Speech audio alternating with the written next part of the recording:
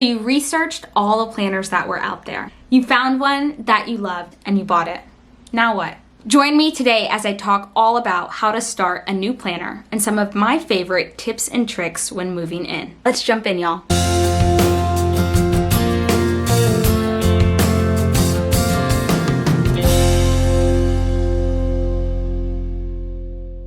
Perfect. So the planner that I have in front of me here for you guys today is Signature Simplified Planner. Part of setting up a new planner is moving out of your planner. So as you'll see right here, I have two items that I'm going to pull from my old planners or some old items and put into this new planner. I have a letter here from Emily just talking about the planners, and so I know that I want to include that in the planner. Additionally, since this is a planner that I'm going to reference all the time, I have a letter. Let me open it up real fast. I have a letter that my mom wrote me when I graduated from college. I mean, y'all can see it's like pretty beaten up. This is something that I constantly refer to and look at, and so I want it to be right front and center in my planner. So what I am going to do is I'm going to take these two items and I am going to throw them right here in the front pocket of this planner. And I think it's so important that we move out of our old planners. Whether that be removing sticky notes, removing stickers, removing anything that could be applicable to coming into this planner. The next thing that I always grab is my perpetual calendar, and I will talk about this in a second. And then the third thing that I make sure to always have on hand when I'm setting up a new planner are my supplies. Talk quickly about supplies. Truthfully, all you need when planning is a pencil or a pen and your planner. Now, if you're a planner addict like me, you might think like, okay, well, where's the washi and the stickers and everything else? But all you need is your planner. Let me talk to you a little bit about some of my favorite supplies. First thing that you're gonna want are a set of pens. I'm going to be using the Precision V5 Pilot pens. Now these do come, you can find these on the Emily Lay website, and these do match the color scheme of the planner. They're what I'm using, but I just say some type of writing utensil to me is always so useful. The next thing that I'm going to have is some form of a ruler. I think it's just really great to kind of mark out certain dates, things of that nature. This is one of the Chrissy Ann designs from her 10 years of Chrissy Ann designs. I love this quote right here. It says, "Throw kindness around like confetti." I also recommend having some form of a bookmark. Now, the Simplified Planner does come with a ribbon bookmark. This is more than enough. If you don't have a planner that comes with a bookmark, I really highly recommend these Ollie clips. Ooh, focus. Come on. These are essentially a big paper clip. And then you guys know me, sticky notes are 100% a must-have when setting up a new planner. This right here is more than enough, but truthfully, if you're just starting out, this is what I would recommend for what you needed to just get started in your planner. Then you can start looking into some of the fun things. I went ahead and grabbed some stickers that I plan on using in this planner. Again, this is gonna be a journaling planner, so stickering is just going to look a little different than normal. And I always like to have some form of a pouch. So next thing that I do, and this has been something that's been a little newer for me, is I set intentions for every single one of my planners that I have. I think one of the things that's helped me use multiple planners, and one of the things that has helped me be more consistent in my planner, is setting an intention. I look at the past year, I look at what has worked, what hasn't worked, I look at so many different factors, and that helps me set intentions. Now, one of the things that I think that the Simplified team does very well, and other planner companies such as Moxie Life or Cultivate What Matters, is they have a section of prep work. And I find it so valuable. So open up the book, and as you can see, I'm already over here annotating everything. It has a note from Emily herself. It goes into the process of simplifying, how to use your Simplified planner. And then this page says preparing for a new year. This one says ideas for new routines.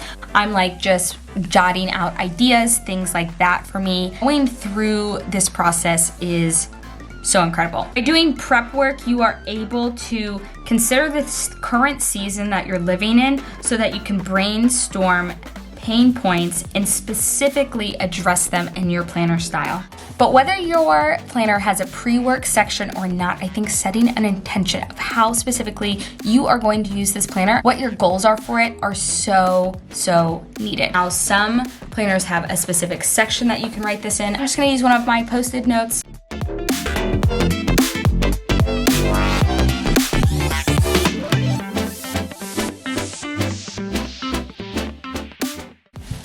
Okay, so I have my intention here. I mentioned this briefly in my other video, but with this being a journaling planner, my intention is for this to live on my bedside table to kind of help me limit my screen time, things of that nature. I also think with having dates beside it, I'll be more intentional with the journaling. I'm just gonna throw this sticky note right in the front cover right here. So the way the planner is set up, it is super simple. There's a monthly view right here. Then you're gonna move into a weekly view. On the left side, we have a aligned just daily section, and then we have a task list section over here to the right. For journaling, just write a couple words of feeling how I want for the day. Task section, figuring out what I want to do the next day, I might leave it blank. This also could be a place that I pop a sticker to describe how I'm feeling. Over on the monthly spread, I'm not 100% sure how I'm going to use this. This may be a daily gratitude place. It may be one word to describe how I'm feeling that day. It may be putting a sticker. It just really depends. Or maybe it's writing my favorite actual memory from the day. Now, one of the things that I love the most about these planner is they have these simplicity tips that are built all throughout. And this is where your perpetual calendar comes into place. A blank one looks like this, and it just has dates.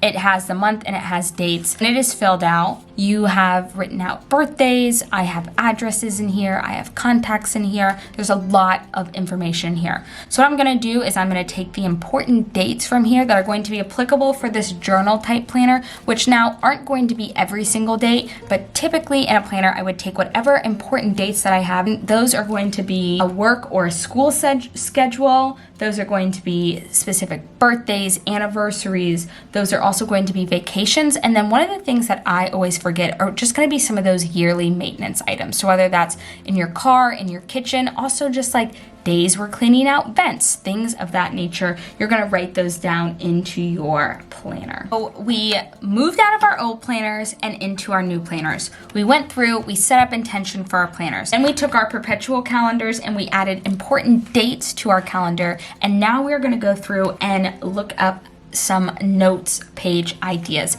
Now, if you haven't seen already, make sure to check out my 15 different notes page ideas. For this notes page ideas, I'm pulling a lot of them from the Simplicity Challenge. And so I'm gonna work my way from the back to the front. Now, it does come with ample amount of notes pages. I don't have room to field all of these. I think especially since this planner is a kind of journaling planner, what I'm wanting to do is leave these back pages for special memories, maybe a really important day, something of that nature that might just need some more than those boxes provide up in the front. And so I'll have the flexibility here. But other than that, the first idea that they have is just writing down one goal. And in my previous video, I showed you how you can use sticker kits and all of these different ideas to really dress this up. But right here, y'all, I'm talking about just paper and pen. Grab some of my pens right here, and we're just gonna write down one goal that I have for the year. For this page, we had one goal that I wanted to do. That's gonna be cultivate contentment. The way that I tried to do this is I did a little bit of a mind map. So I identified kind of 4 main key tasks that would help me, cultivate what exactly contentment means for me. And then underneath them, I put some ways. Now I'm leaving a lot of space here so I can come back throughout the year, add different ways that either I can work towards these, and then I'm gonna leave a blank page over here and just leave it as little wins and journaling for that. Now we have 2 of these pages right here are essential items that I'm going to be that I use a lot in my pantry. I bake a lot, so I always like to have gluten-free flour as well as sugar on hand, as well as 10 to-go meals that I can just have prepared for me. Michael and I both work long hours, as well as we work on passion projects, and we like to be active people. To-go meals are essential to just know that I have things that easily can be whipped up. Additionally, Two of the ideas that I really loved here is creating a morning checklist as well as a weekly prep page to make a list of all the different ideas that I need to do to feel prepared moving into the next week. This is something that I want to sit on a little bit right now because this is going to be something that changes often. Another one of those tasks were to go into your bathroom and see what are medicines that you constantly take and need to have stocked up on, some of the different bathroom essentials that you always like to have, as well as some face items that you use. The point in having something like this is just to keep a lookout for some of those sales. All right, y'all, we have one more thing that we got to do to move into our planners. Can you guess it? We got to write our names, y'all. I feel like this for me is always the hardest part of planning, is actually sitting down and writing our name in our planner. And two things that I think are so important when starting a new planner. The first one is to remember that the best part about planning is that each week is a blank slate. You get to start over and figure out what you want. If you don't like it, change it. As simple as that. It's okay to mess up in your planner. I think there's a lot of pressure to have this perfect planner, to have this perfect aesthetic. Y'all, that does not exist. So if you mess up, if you forget to plan for a week, or maybe you forget to plan for a month, that is okay. Give yourself the grace to use this planner what it is meant to be, and that is to help you and guide you through your life. All right, y'all, that is all that I have for you today. If you aren't already, make sure to hit that red subscribe button down below.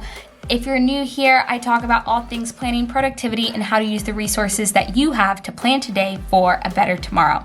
Like I said, y'all, my name is Lauren here with Plan with Laur, and I'll see y'all next time. I don't know if you can tell, but I invested in a new camera for the channel. So get ready, because next week, and while I am no YouTube expert, next week I'm going to be talking about some of the things I've learned so far about being on YouTube, as well as specifically planner related YouTube content. How do vloggers do this? My arm already hurts.